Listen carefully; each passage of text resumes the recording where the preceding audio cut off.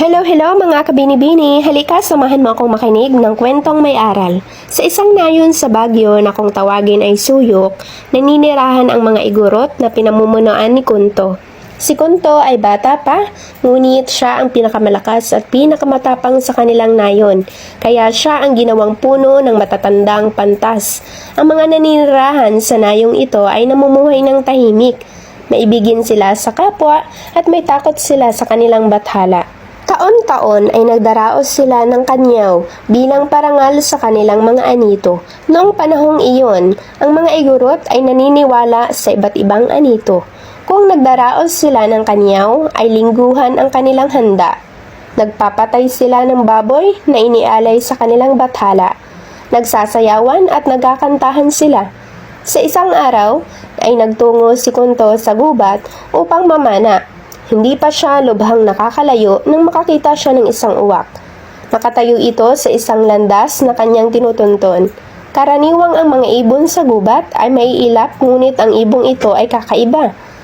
Lumakad si Kunto palapit sa ibon, ngunit hindi ito tuminag sa pagkakatayo sa gitna ng landas.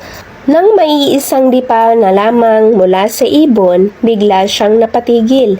Tinitigan siyang mainam ng ibon at saka tumango ng 3 ulit bago lumipad.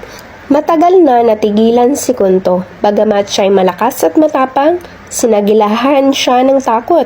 Hindi niya mawari kung ano ang ibig sabihin ng kanyang nakita. Hindi na niya pinagpatuloy ang kanyang pamamana. Siya'y bumalik sa nayon at nakipagkita sa matatandang pantas. Anang isang matanda, marahil ang ibong iyon ay sugo ng ating bathala. Ipinapaalala sa atin na dapat tayong magdaos ng kanyaw. Kung gayon, ngayon din ay magdaraos tayo ng kanyaw, ang pasya ni Kunto. Pinagbibigay alam sa lahat ang kanyaw na gagawin.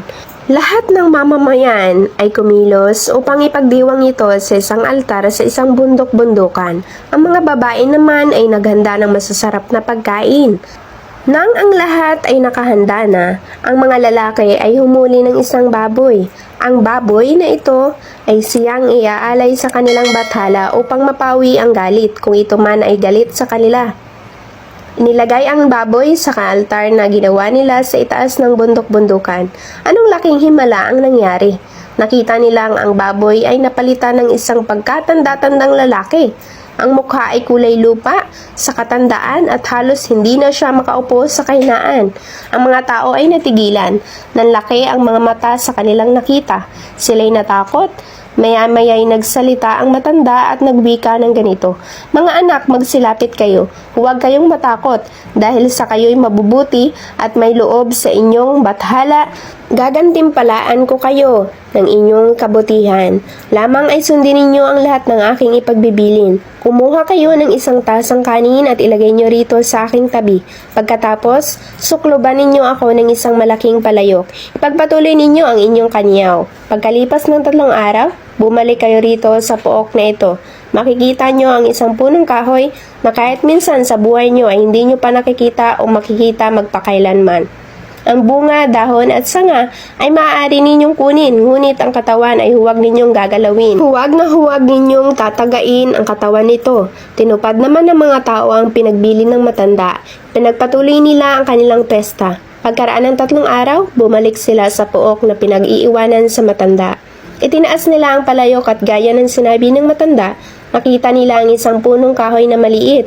Kumikislap ito sa liwanag ng araw, lantay ng ginto, mula sa ugat hanggang sa kaliit-liitang dahon. Nagsigawan ang mga tao sa laki ng galak. Si Kunto ang kauna-unahang lumapit sa punong kahoy at pumitas ng isang dahon. Pagkapitas ng isang dahon ay nagkaroon kaagad ng kapalit ito, kaya't nag-ibayo ang tuwa sa mga tao. Bawat isa ay pumitas ng isang dahon sa loob ng maikling panahon. Yumaman ang mga taga-Suyok. Ang dati nilang matahimik na pamumuhay ay napalitan ng pag-iimbutan at inggitan. Ang punong kahoy naman ay patuloy sa pagtaas hanggang sa ang mga dulo nito ay hindi na maabot ng tingin ng mga tao. Isang araw, anang isang mamamayan, kay taas-taas na at hindi na natin maabot ang bunga o dahon ng punong ginto. Mabuti pa, ay pagputol-putulin na natin ang mga sanga at dahon nito. Ang puno ay paghahati-hatian natin. Kinuha ng mga lalaki ang kanilang mga itak at palakol. Ang iba naman ay kumuha ng mga sibat. Tinaga nila ng tinaga ang puno at binungkal ang mga lupa upang lumuwag ang mga ugat. Nang malapit ng mabuwal ang punong kahoy, ay kumidlat ng ubod ng talim.